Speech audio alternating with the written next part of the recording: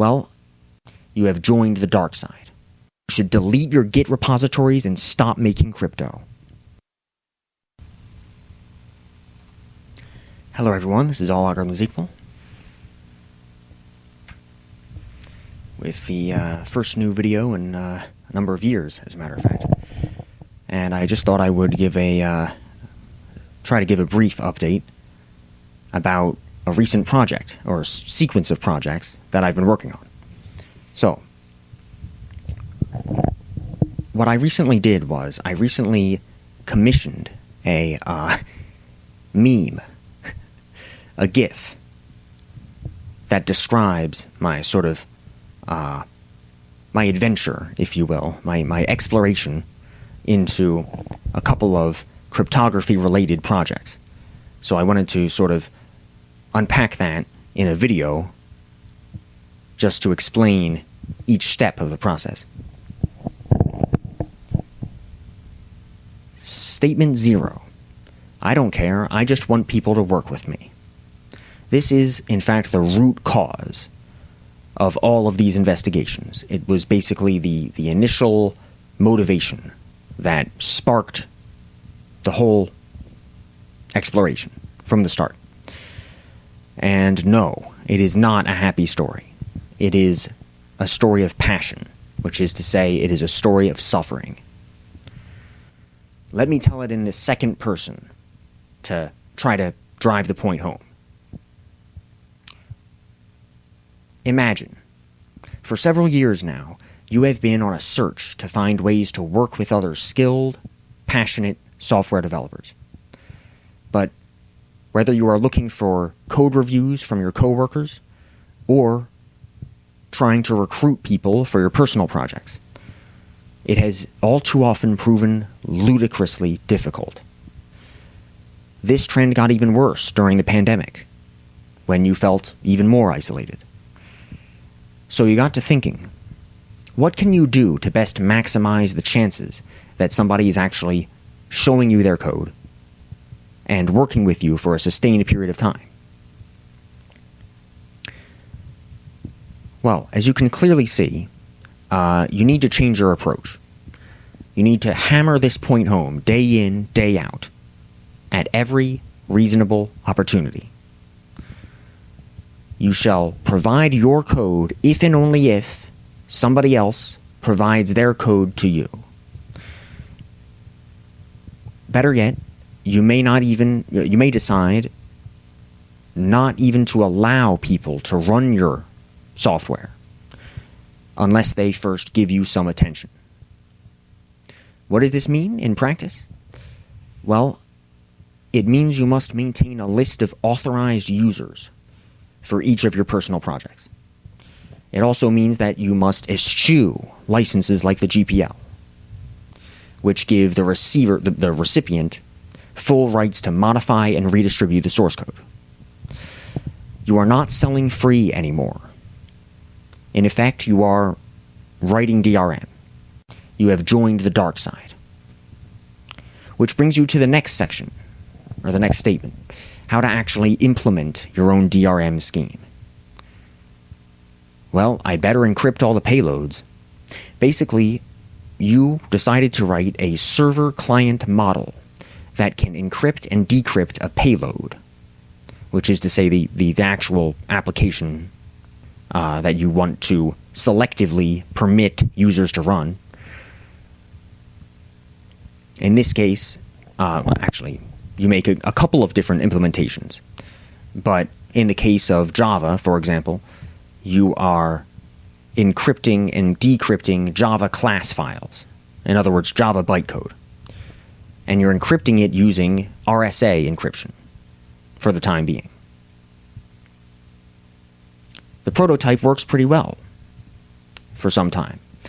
But since you happen to be on some mailing lists for cryptography, you can recall this one email from a few months ago that described the need for PQC. Here is the most provocative and controversial excerpt.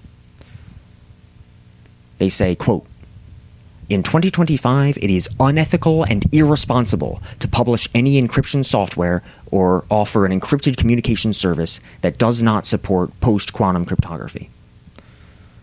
It's interesting to see who's been on top of this or not.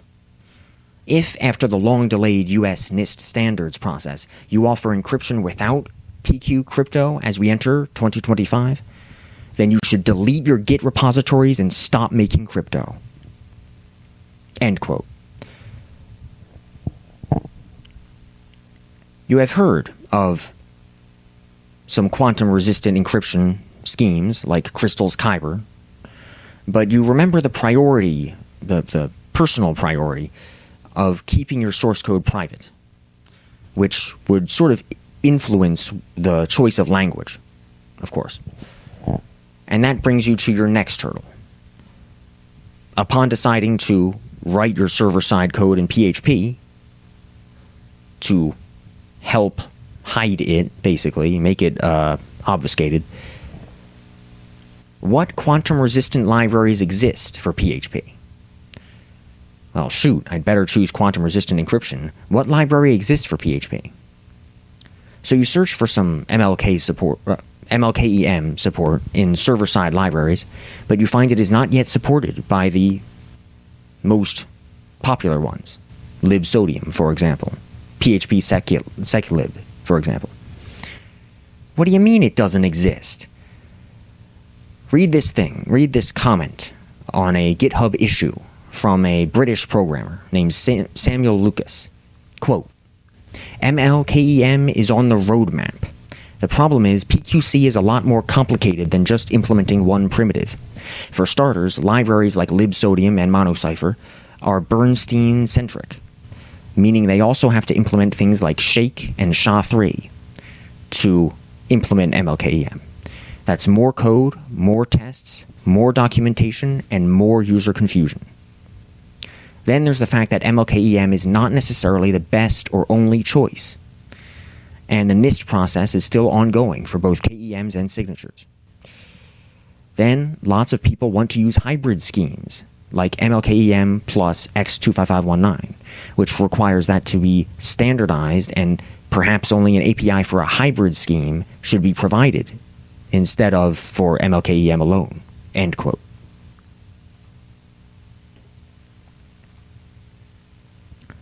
Which brings you to section 4. Fine, I'll just write it myself. You proceed to read FIPS 203, the NIST document that basically defines Kyber MLKEM. It has very interesting stuff to offer. Building blocks like bit reversal, NTT, sample NTT, and so forth. And then you look for an implementation in other languages, in some other language, to serve as a gold standard that you can then port to PHP. PQ Clean exists for the C programming language, and for bonus points, it's in the public domain. It's looking good so far. And then you find the next hurdle, the XOF. Surely the XOF has an implementation. What is this thing called, XOF? Well, it stands for an extendable output function. But it does not have a self-contained algorithm in FIPS 203. In fact, you look it up and see that it has an entirely separate NIST document that builds or provides its definition, FIPS 202. And the upshot is the XOF is not a solid foundation like you had assumed. It depends on Shake, which depends on sponge construction, which depends on Ketchak, which depends on a whole host of building block functions. So just when you thought you had found solid ground, it caves in under your feet, and there's more to implement. Consarn it. You cannot find many PHP implementations that are available in the first place. You do stumble upon this MIT licensed repo, but its results do not even match the ones that you would expect using test vector data. Section 7.